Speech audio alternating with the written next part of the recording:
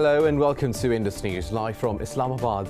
I am Munib Hamid with the news of this hour. Let's begin with the headlines first.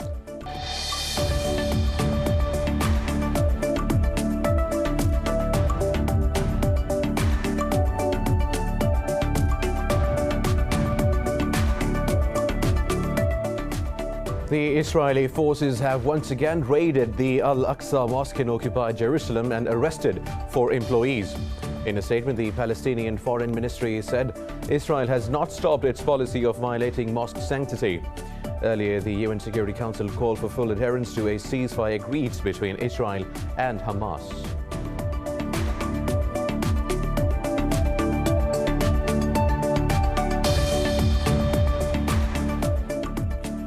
In the Democratic Republic of Congo, the entire city of Goma, with over 2 million inhabitants, is being evacuated after a large volcano erupted. A new fracture enabled lava to flow south towards the city and reach the airport. Mount Nyiragongo's volcano is one of the world's most active and is considered among the most dangerous.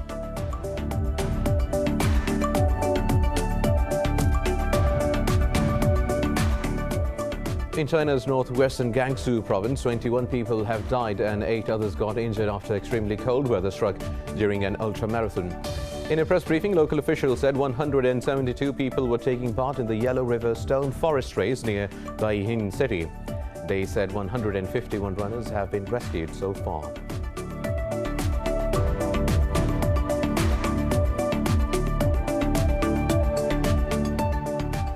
India has recorded over 3,700 deaths from COVID-19 and more than 240,000 cases in the past 24 hours. In Pakistan, 74 people have died, while more than 3,000 tested positive for the virus overnight. Globally, the virus has claimed more than 3.4 million lives and has infected over 166 million people.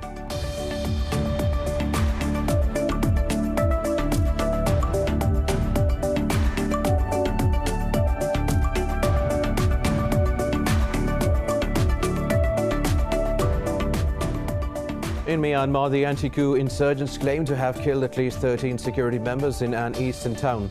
Local media says People's Defense Force also seized a police station in Mobye. The media quoted a fighter from the local force as saying they have captured 4 Myanmar soldiers.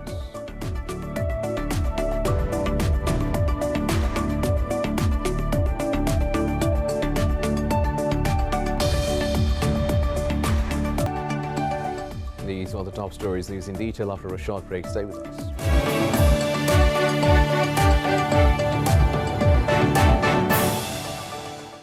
Welcome back. Now let's have the news in detail, and to add the latest from Palestine. The Israeli forces have once again raided the Al-Aqsa Mosque in occupied Jerusalem and arrested 4 employees. Now, in a statement, the Palestinian Foreign Ministry said Israel has not stopped its policy of violating the mosque's sanctity. Just a few hours after the United Nations Security Council called for full adherence to a ceasefire agreed between Israel and Hamas, the Israeli forces detained at least 14 Palestinians during raids across the occupied West Bank overnight. Palestinian Foreign Ministry said such Israeli attacks hurt the ceasefire efforts. Earlier, Mauritania's parliament urged the International Criminal Court to prosecute Israeli officials for genocide in Gaza. Over in Europe, the European Union's policy chief has termed the number of civilian casualties in Gaza unacceptable. Joseph Borrell urged they return to meaningful negotiations toward a 2-state solution. He said EU cannot be expected to finance yet again the rebuilding of Gaza without a meaningful prospect of actually solving the underlying conflict. UN's Office for the Coordination of Humanitarian Affairs says nearly 50% of Gaza's water network has been destroyed. It said the airstrikes have left approximately 800,000 people without access to clean, piped water. Now, in the Democratic Republic of Congo, the entire city of Goma, with over 2 million inhabitants, is being evacuated after a large volcano erupted, spewing tons of ash into the sky. Fountains of fire lava burst from Mount Nyiragongo into the night sky, forming a thick orange cloud over Goma. A new fracture opened up on the volcano, enabling lava to flow south towards Goma and reach the airport. Electricity was out across large areas, while one highway that connects Goma with the city of Benai had already been engulfed by the lava. Thousands of panic-stricken residents carrying belongings fled to the city, even on foot, with many heading towards Rwanda. Nyiragongo volcano is one of the world's most active volcanoes and is considered among the most dangerous. Its last eruption in 2002 killed 250 people and left 120,000 homeless. Well, now in China's northwestern Gansu province, 21 people have died and 8 others got injured after extremely cold weather struck during an ultramarathon.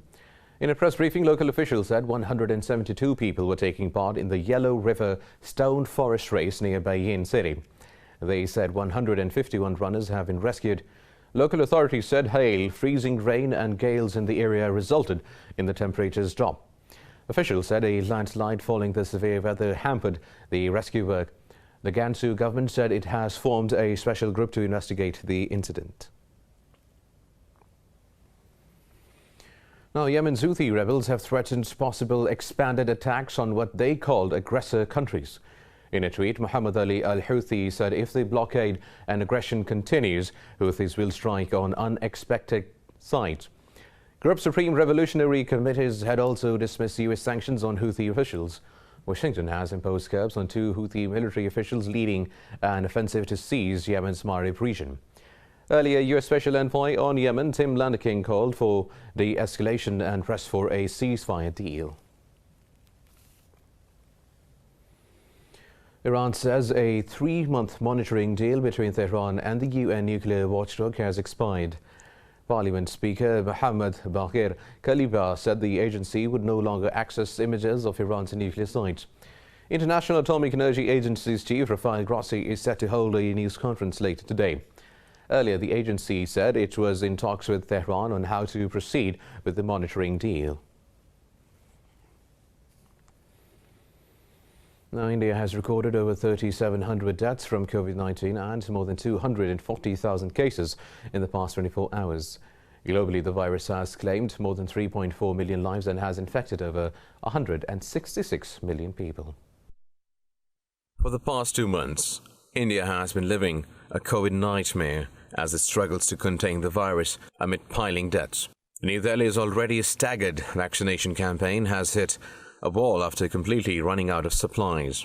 With nearly 9,000 people now infected with the fatal black fungus, the Indian government has told doctors to look out for signs of black fungus in COVID-19 patients. As the virus spreads to rural areas, poor health infrastructure and a lack of testing have forced many to turn to unlicensed clinics. There is an atmosphere of fear among the people because of the second wave of the pandemic. People are not stepping out of their homes. We are not getting any government facilities. A small team came and checked a few people and left. After that, no one has come to the village to check on us. We do not have any facilities here. A new study has found that both Pfizer and AstraZeneca jabs are highly effective against the strain of the COVID-19 virus found in India. Meanwhile, a guide says a COVID-19 outbreak on Mount Everest has infected at least 100 climbers and support staff. In England, a new triple mutant coronavirus variant detected first in Yorkshire is under investigation. New data shows that more than 50 million coronavirus vaccine doses have now been given in England. I've been really thrilled by the levels of vaccine uptake. I mean, in people over 50, 95% of people have now had the jab, but we want that to be as high as 100%, of course we do. And then as we've gone down the age groups, the uptake's been fantastic. 4 in 5 people in their late 40s have already had the jab.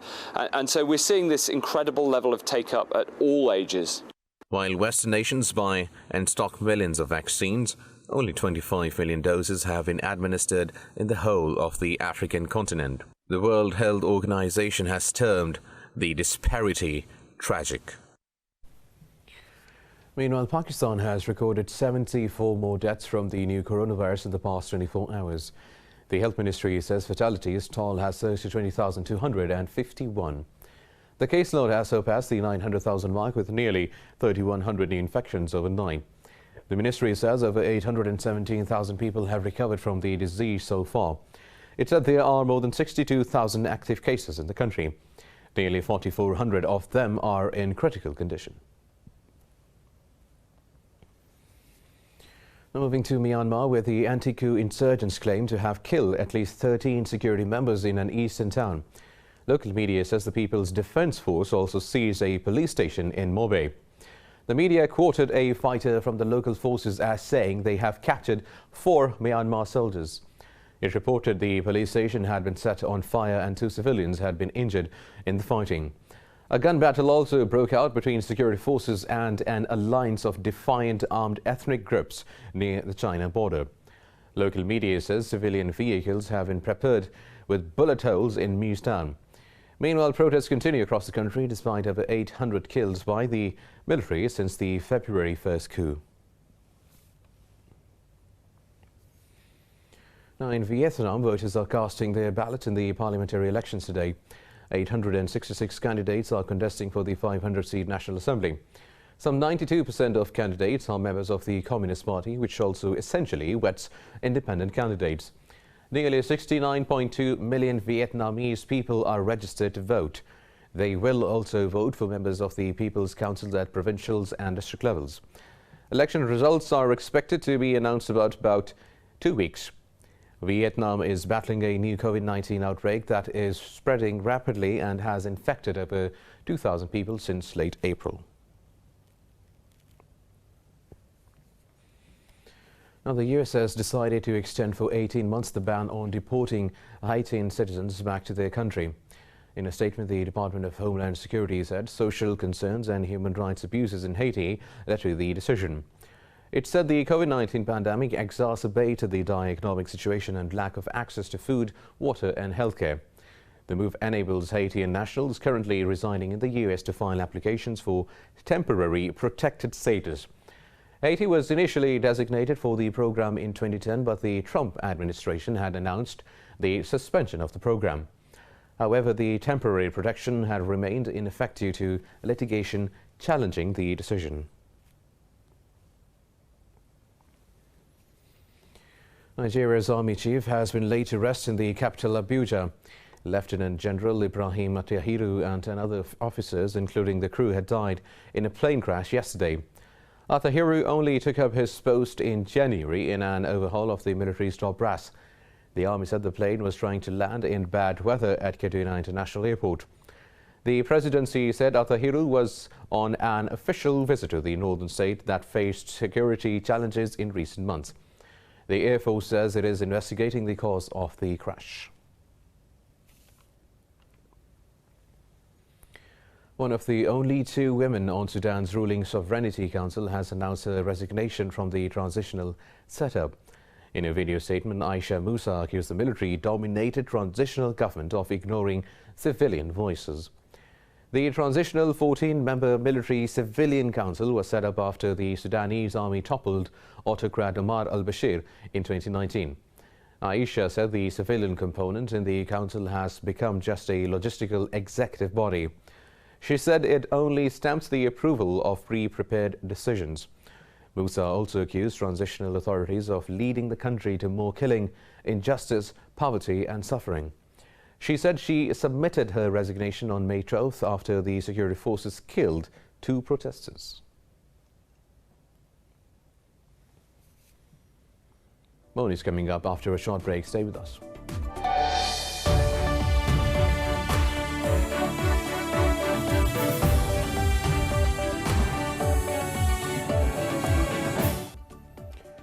Welcome back. Now, in Peru, thousands of people took to the streets to protest against the conservative presidential candidate Keiko Fujimori. Demonstrations were held in more than 20 cities against the right-wing candidate. The protesters chanted slogans against the Popular Force Party candidate, calling her a threat to the country. Fujimori will be competing with socialist Pedro Castillo in a second-round ballot in June. She is the daughter of former President Alberto Fujimori, who is in jail for human rights abuses and corruption. She has been under investigation for allegedly receiving $1.2 million from a construction company during her first presidential bid.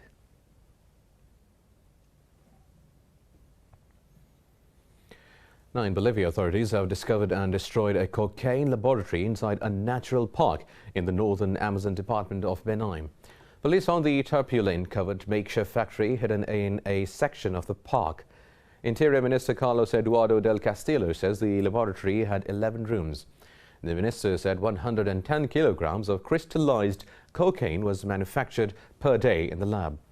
Bolivian authorities have found 5 drug mega-labs in recent days, 2 of which were located on a UNESCO World Heritage Site. The anti-drug squads have seized a record of more than 7 tons of cocaine over the past 4 months.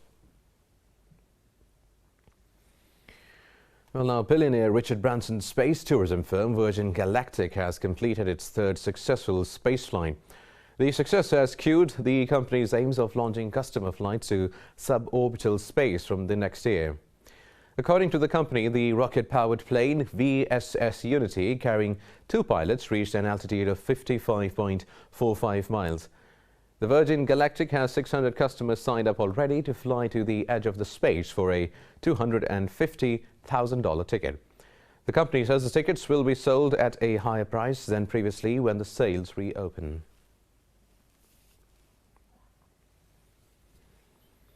Britain's Prince William impressed professional race drivers as he showed off his driving skills in Scotland. He took eco-friendly sports vehicle for a spin around the circuit while visiting the electric off-road series Extreme E. The Duke of Cambridge was taken on a short walking tour of a racetrack in Fife.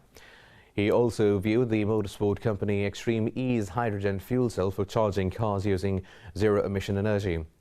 The company aims to highlight climate change and promote sustainability by racing in remote parts of the world affected by global warming. Williams' visit comes ahead of the UN Climate Change Conference to be held in Glasgow this summer. Now in France, Patrick Violas owns a sanctuary for lions, bears and laboratory primates southwest of Paris. Now he is planning an extension before a ban on circus animals comes into effect. Violas 25 million euros of his own money into a sanctuary for lions, bears and laboratory primates. One pair of lions was rescued from Spain, where their owner paraded them for tourists to take photographs on beachfronts and in nightclubs. Their claws had been ripped out and they had no mane after being castrated at birth. In another enclosure lives a macaque who was subjected to experiments related to neurological diseases for most of her 22 years. After she picked lice off another monkey, she would have been euthanized if the sanctuary had not taken her in. Canel, c'est la doyenne, elle est rentrée d'une cage de laboratoire. Canel is the oldest macaw we have. She was put in a lab cage when she was 2 years old. She worked for 3 study cycles on Alzheimer's disease and Parkinson's. Canel still has 15 years to live. She must be 22 now, but I don't see her age because I love her so much. Her life was taken from her for 19 years to work for us. So if we humans don't owe her retirement instead of euthanasia, what are we doing on Earth? Violas says his facility is a refuge above all for animals that need it when there is no other solution. Now that France has banned circus animals, Violas says numerous circus owners have called to reserve space at the shelter. Paulo Teixeira is a former circus trainer who now works at Violas Animal Refuge. I really don't know of any other place where you can have this many animals. Because there are places for tigers, places for monkeys, but we can accommodate any kind of animal, from elephants to tigers and cats. Everything. What we want is to help animals. The ban will be phased in over 5 years once the new law, now with the Senate, comes into effect. There are some 80 traveling circuses in France with more than 200 big cats, elephants, hippos, wolves and other animals. Violas says his is one of the 3 sanctuaries able to look after wild animals and the only one with spare capacity. Now in the US, more than 1,200 film and television memorabilia are set for auction in June at the Prop Store in Santa Clarita, California. For lions, bears and laboratory.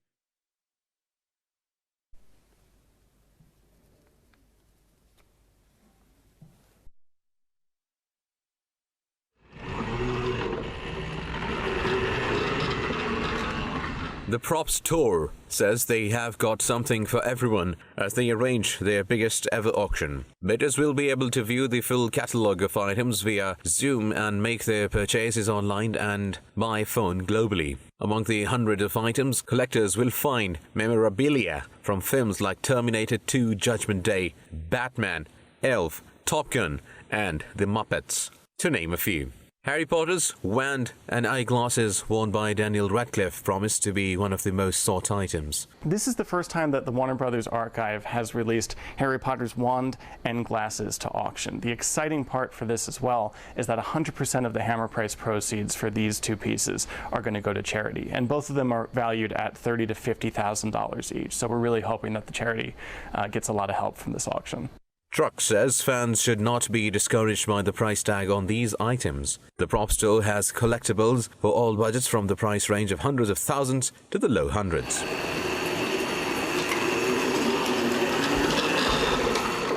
Such as these background shoes from the movie Elf. These will be in the lower range of prices, but the hope is that with 1,300 lots, anybody that's a fan of these films can come and walk away with something that they love. The prop store says the live auction over 3 days is worth in excess of $6.1 million.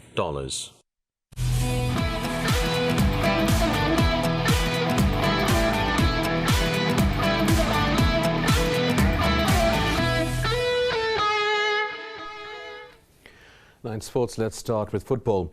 Atletico Madrid have won the La Liga title, getting an unassailable lead on the points table after beating Real Valladolid. Valladolid took a shock lead in the 18th minute when Oscar Plano slotted past Jan Black. Atletico missed a series of clear opportunities, but they drew level after a moment of solo magic from Angel Correa. Former Barcelona striker Luis Suarez fired them into a decisive lead in the 58th minute. Atletico finished with 86 points, while closest rivals Real Madrid defeated Villarreal 2-1 but could not overhaul a 2-point deficit. Lionel Messi's Barcelona managed to the third spot with 74 points. Now in the Germans Bundesliga, champions Bayern Munich have thrashed Augsburg 5-2 in the last and final match of the season. Robert Lewandowski scored in the last minute to break Gerd Muller's 41-goal scoring record for a season. Bayern were 4-0 up at the interval, but Augsburg scored 2 goals early on in the second half to reduce the deficit. In another fixture, Erling Haaland's brace held Borussia Dortmund house Bayern Leverkusen 3-1 in their last match. Bayern Munich have already won the league and remain 13 points clear at the end of the season. RB Leipzig finished on the second spot, while Dortmund managed to secure the third position. Now, Italy's Benedetta Pilato has broken the women's 50-meter breaststroke world record at the European Swimming Championship in Budapest. Pilato dashed through in 29.3 seconds in the semi-final, smashing the previous best of 29.4 by US swimmer Lily King. On the men's side, Britain's world and Olympic 100-meter breaststroke champion Adam Peaty defended his 50-meter title. Peaty bagged his third European gold of the week with a winning time of 26.21 seconds. Britain extended their lead over Russia at the top of the medals table with 9 golds, 7 silvers and 4 bronzes. In motorsports now, Rally de Portugal leader ANTI-COUP has been forced to stop due to mechanical issues during the rally's penultimate day. Having dominated with 7 stages wins already, the Estonian ran into issues during the second last stage. Midway through the stage, it became apparent that ANTI-COUP had sustained damage to his rear right suspension. He attempted to finish the stage but was forced to pull over at the 34.1 kilometer mark. It remains unclear if ANTI-COUP co-driver Martin Javioja will remain on Sunday for the more stages. Now, tennis Norway's Casper Ruud beats Denis Shapovalov in straight sets to win the Geneva Open. The Norwegian did not concede a single break point on his road to victory against the Canadian. Despite coming under pressure, Ruud kept his cool and won the first set on a tiebreak. He fared better in the second set and won at 6-4. The title will see Ruud move up to 16th in the rankings. And the Lyon Open, British number 2 Cameron Norrie beats Russia's Karen Khachanov in straight sets to book his place in the final. He will face Greek star Stefanos Tsitsipas in the final. Tsitsipas survived an early scare as he had to come back from 1 set down to get past Italy's Lorenzo Musetti. The 22-year-old improved his head-to-head series against Musetti to 2-0 and now leads the ATP Tour with 32 wins. Last month, he won the Monte Carlo Masters after beating another Russian Andrei Rublev in the final.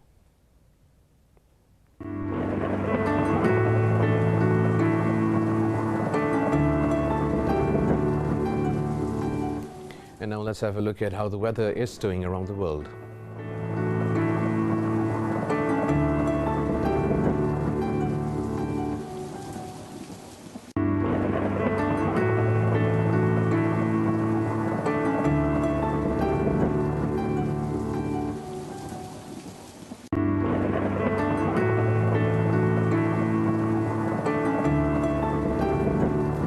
That is all for now. For the latest updates, you can follow us on social media at Indus.News.